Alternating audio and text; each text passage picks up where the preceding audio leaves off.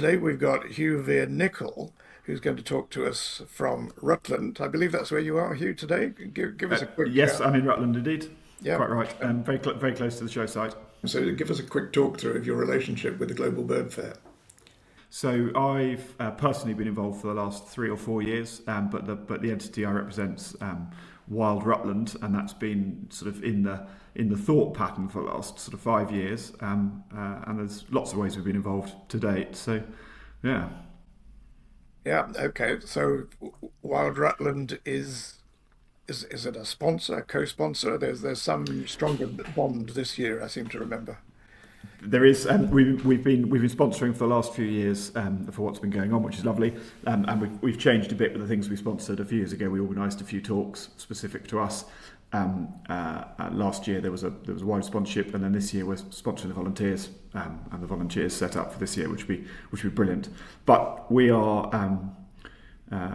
a sort of a conservation of nature and tourism business, so very akin to what BirdFair offers and supports, and we are UK based, and we're directly opposite Rutland Water, the north side of Rutland Water, as it shows on the south side, and we're pretty closely linked. So it's wonderful to be able to be supporting this year. Yes, absolutely. So give us a flavour of Wild Rutland's core activities.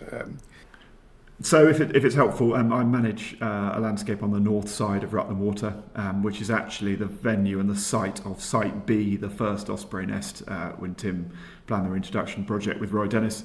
And that was the first site that a nest was made, and then the first site where Mr. Rutland partnered up and created. And so that nest was made in the year 2000.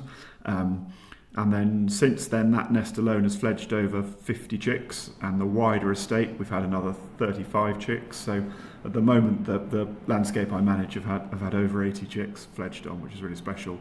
And actually, the core element of that is a large area of ancient woodland. In fact, the largest area in Leicestershire and Rutland.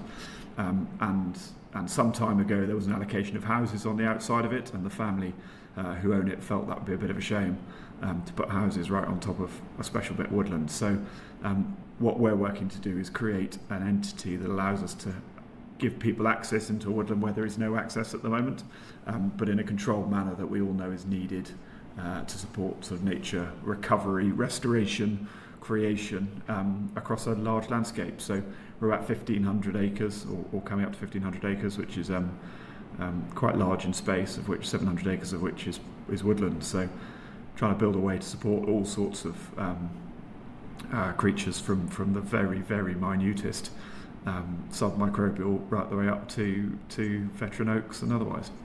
What sort of challenges would you say are your biggest headaches? Well, we're currently in the planning process to enable us to put the facilities up that you need to support such an entity as this. And actually, as always with planning, there's challenges that come out. Not least is convincing people that sometimes stasis is not the right way to proceed. You need to make changes to things in order to see some success. We, as a triple SI, have been unfavourable no change for 30 years. And personally, I would argue that if you're unfavourable with no change for 30 years, you're probably not doing the things you need to do to make an improvement. So it's about trying to look at ways that we can succeed and convince and look after all of the elements we need to. So the triple SI elements, the historic park and garden parts, and what people want, because you are never going to appeal for what you're trying to do to every person under the sun. And everyone has an opinion how things can be done, and we're delighted to work with as many people as possible to try and take forward. So what will you be up to at this year's Bird Fair? I will be around all the time, actually. I will be attending as many talks as I can, I suspect, and I will be available where anyone wants to talk to me. I'm sure I can be found. And they may, yeah. But I'm planning on attending as much as I possibly can, which is normally my process. Thankfully this year, it's an astounding event. Having that many people come in all with a unified approach for so many interesting things and so many key talks. It's full credit to Tim and Penny and all the team, all of you who do all such great work for such great charities. And such a wide spectrum from top to bottom, right to left, inside and out, from ringing chaffinches to political actions to travel, art. I mean, it really is extraordinary. It really is special, isn't it? Getting that many people in and that many knowledgeable people who are passionate to come and join in the discussion. And it's the discussions that get things going. Most important to me are things like the Osprey Leadership Foundation, where we can try and provide a platform for the young to get an understanding of how and why we're doing what we're doing and get them to take it forwards. And Global BirdFair is a brilliant opportunity for that. I think people of a certain age, he said, looking inward, are kind of relieved when you see younger folk getting involved. Because the way the world is going, you can't trust it to geriatrics like ourselves any longer. We have to nurture the next generation and trust that they're going to do a better job. Steve, I think you're being unfair on yourself there. But I'd agree, it's absolutely the key target is to get as many of the young in as we can, to get an understanding of why the things that you're so passionate are so passionate about, and try and spread that story. And there is only so many of us of each age that people are going to listen to, but actually the good youth voices are the way forwards, I think. I think as well, and this thought probably started back in 2020 during the COVID lockdown, where so many people discovered that nature was what kept them marginally sane during that strange era.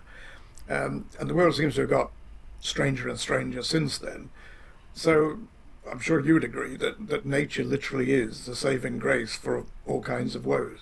Oh, absolutely. I'm phenomenally lucky from a lucky place and lucky in life in the opportunities that have come. But without fail, if there's any form of even the smallest down emotion, nature is the way to fix that. And the more time, I'm very lucky. Whilst I spend most of my life at a desk, I do get to spend times in the woodland and take other people into woodland, which is really special. And being able to, we do a lot of sort of guided tours, and whether that's dawn choruses or glowworm spotting or osprey tours, and to be able to take people into special environments and give them some understanding of what's there and how it's about, is probably one of the highlights of my job. Just not for myself, I think, but for others as well. Absolutely. And a big shout out to the volunteers. You said Wild Rutland is sponsoring volunteers. An event like this just wouldn't work without volunteers, would it?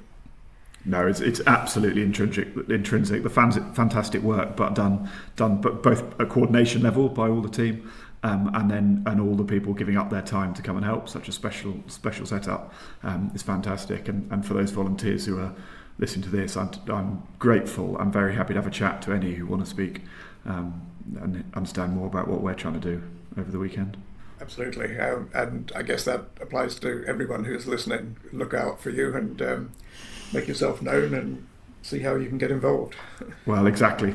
We welcome anyone similar coming to join us and coming to look at what we're doing and trying to help over the time. Will Wild Rutland have a particular location? Not this year, because there's not that many of us, but in the future, I'd love to have a physical presence at BirdFair for people to find. I think if they look out for a unusually tall individual, they might find me somewhere around the place. Yeah, dressed according to the weather. Last year Yes. was 30 degrees and we were all wilting, and a couple of years earlier it was thunderstorms and flooding. So we look forward with curiosity to what the weather will bring us this time round. It's going to be nice. So having had the thunder and lightning today, 2 years ago I had a tent, and my young daughter had removed my tent pegs from the tent pack. So when I turned up, I had to put my tent up with coffee stirrers, which probably wasn't the best. Yeah. Yeah.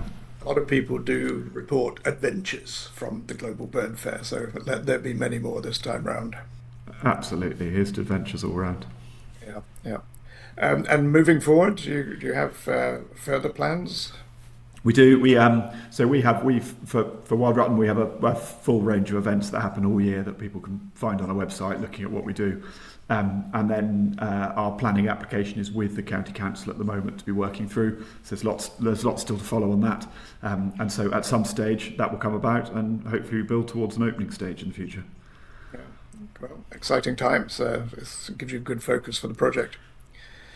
Are you finding the county council is supportive? No, they're being very supportive, understandably. We are as supportive as they can be. Planning is a policy-driven process, so you might have an opinion that you like something or dislike something, but process is what's required. But I hope, the key basis of what we're trying to do is trying to restore and preserve landscape for species, and trying to give people access to those things in a carefully managed way, which at a base level is, I'd hope, quite attractive. And not only is it good for conservation, as you hinted earlier on, it's good for tourism and visitors to the area. Exactly, and visitors that will come and spend money appropriately locally, and where that income. Good quality tourism is very useful. Poor tourism is not.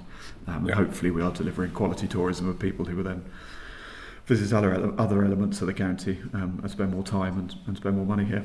We've got such a wonderful part of the world, and Global BIrdFair does a brilliant job of bringing people in to show off what we've got. And the new site at Linden Top gives a lovely demonstration of what Rutland Water is and what Rutland could be.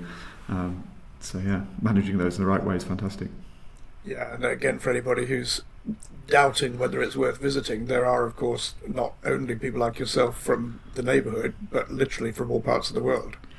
It's unbelievable the distance that some people will travel to come in, and quite rightly, it's not unbelievable. It's entirely believable, having been, but it would wow and amaze for people to know where everyone comes from and the opportunities you can have for return visits that you garner through the bird fair.